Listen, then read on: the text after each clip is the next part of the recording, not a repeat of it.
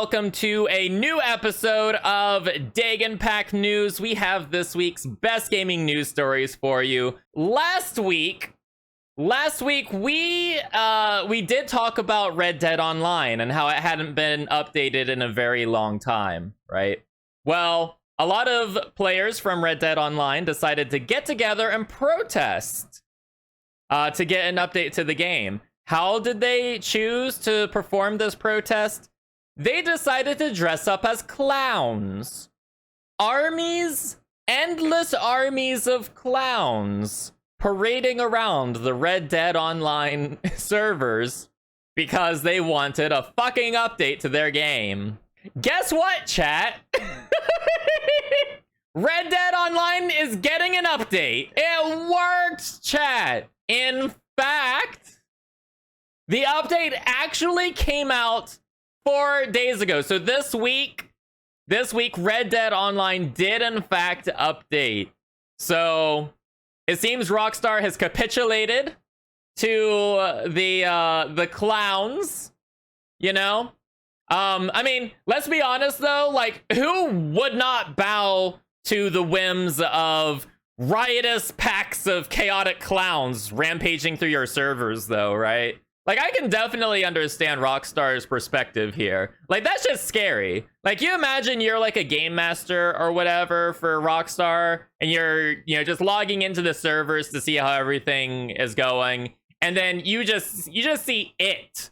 You just see it skipping along on a trail, and you're just like, So, this update includes a new Outlaw Pass, which is basically like a ranking up mechanic. So like you earn ranks in Red Dead Online, and if you buy an Outlaw Pass, you get more rewards for ranking up, more rewards in the free tier. So they have a new Outlaw Pass, and they also have a new Frontier Pursuit, which in this game is like a class. It's like a specialization, a role specialization in the game.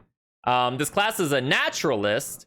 I don't know how I would feel about being a naturalist, you know, with wild boars around, just letting your fruit hang freely.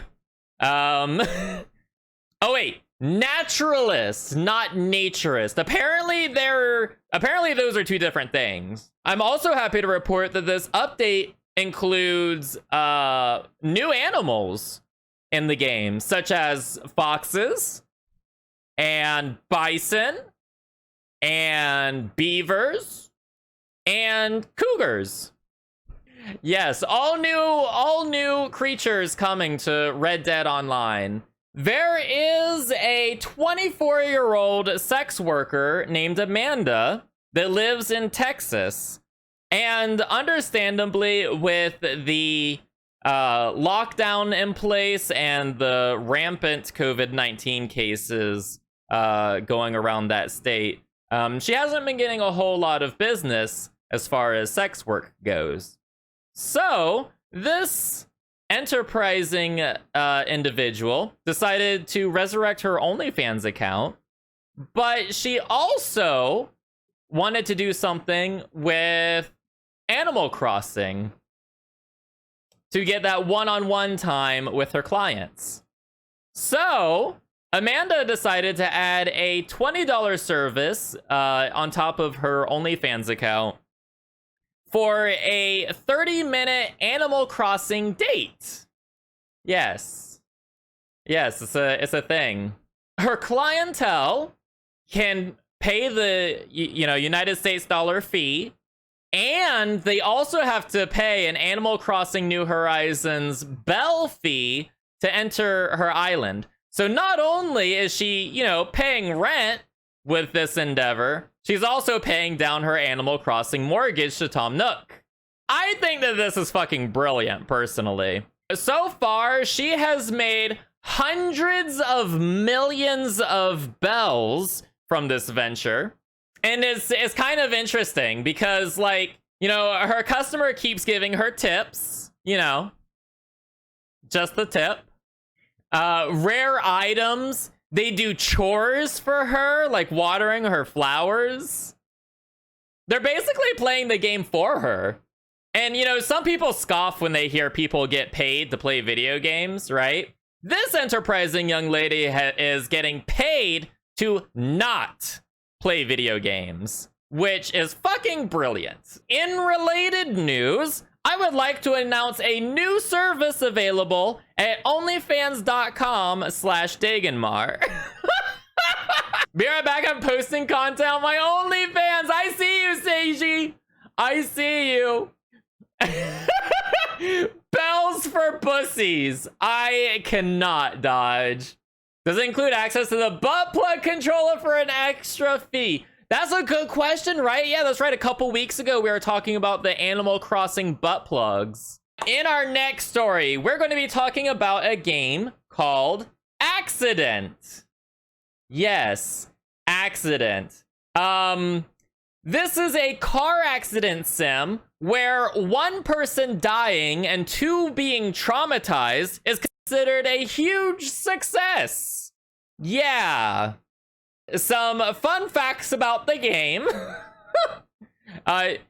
Children can die in it. You play as a combination coroner, EMT, journalist, because your character just couldn't decide what they wanted to do in college. Children dying, sign me up. Hey, hateroo. People are saying that it's dark and cold and exploitative. Is that a word? Exploitative? I think it's a word. We're making it a word. As opposed to your more shoot people in the head and pilfer their body for ammunition kind of wholesome games. People are saying that this game is a bit much. All right. But at least in this game, you're trying to save people. Unlike those other sadistic games like Super Mario. How many Goombas need to die before Princess Peach learns to lock her fucking door? Activates AC butt plug, causes car crash. That's what happens, pet. I actually only have one picture for this next story because I literally could not show anything from this game. Anything in this game was against Twitch TOS. So we're probably not going to be playing it. There's a new game coming soon to Steam called Succubus. It looks amazing. The game looks absolutely great. I'll give them props. Graphically, it looks awesome. Let me explain some things that you can do in Succubus. You can tear a baby out of a woman and drink its blood, punch a man's jaw off, rip off his dick, and then stomp on it. Watch a man feed his own shit to a big-headed demonic child. Kick martyrs into spikes. Take a bath in blood using hell bugs as sponges. And eat a fetus for hit points. Now this is controversial. Now this is controversial. Forget Accident. Accident just lost its whole audience to this game, I think. At one point in this game, I think I saw the devil trying to sodomize the main character. I can't be certain, but I definitely saw something that looked like that. Or maybe that's what I wanted to see. With such a horrific portrayal of hell, I don't know how religious people should react to this game.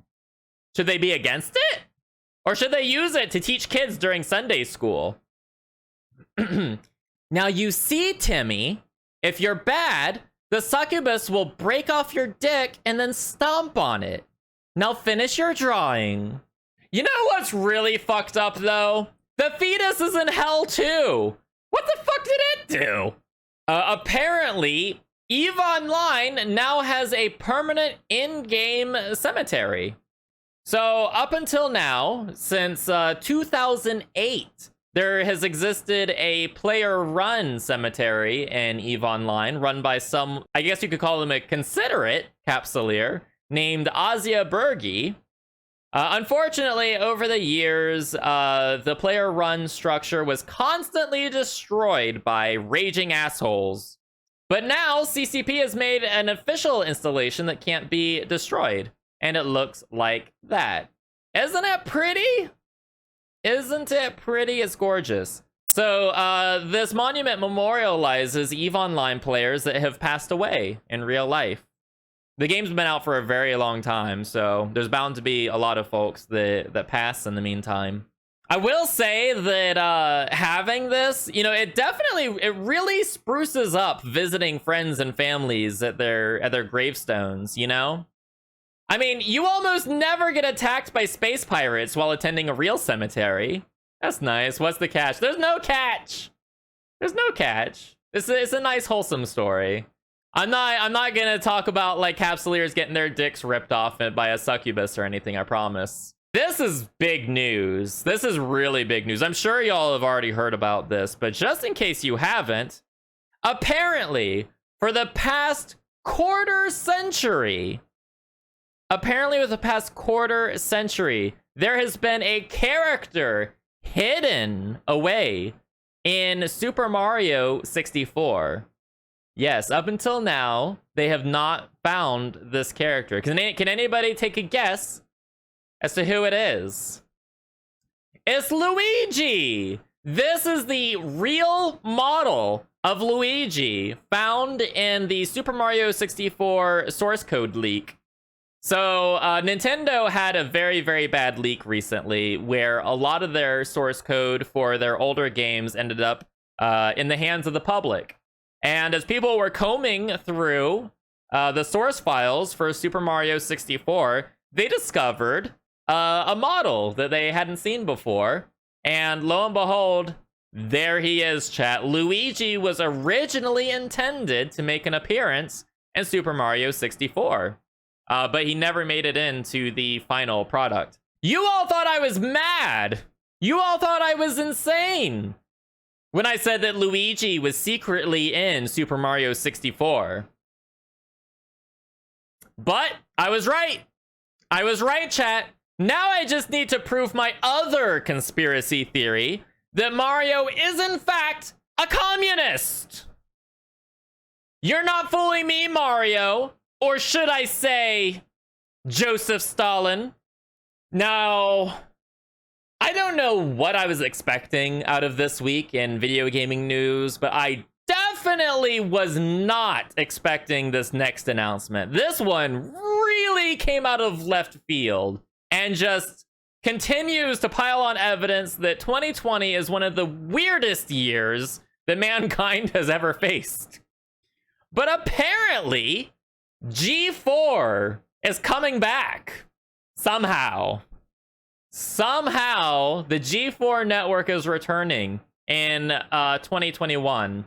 For those of you that don't know this, that might not be familiar with G4, G4 is an old cable network that was dedicated to video games and oddly aired endless episodes of Cops when they ran out of video game content.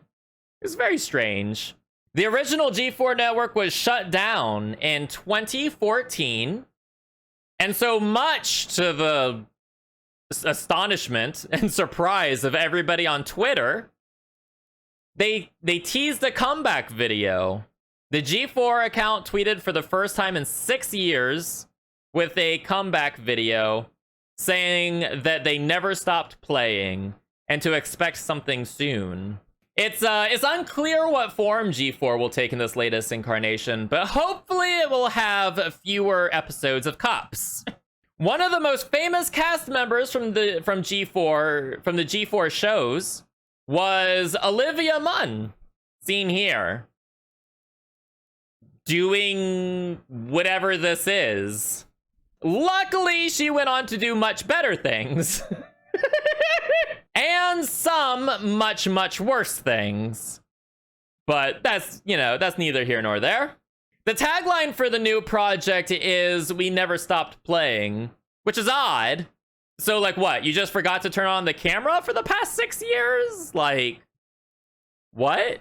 Since G4 shut down in 2014, there has been a huge, huge void of video gaming content that unfortunately just never went filled. It is just the internet has been a desolate landscape lacking any and all video gaming content, and you know, we needed this to come back so badly. Oh wait, that's it for this week's episode of Dagon Pack News. If you liked this video, go ahead and hit those like and subscribe buttons, and if you feel so inclined, comment down below, let me know what you thought. And if you have any news stories you'd like for me to cover next week, leave those in the comments as well, and I will have a look. Have a good night. Bye-bye.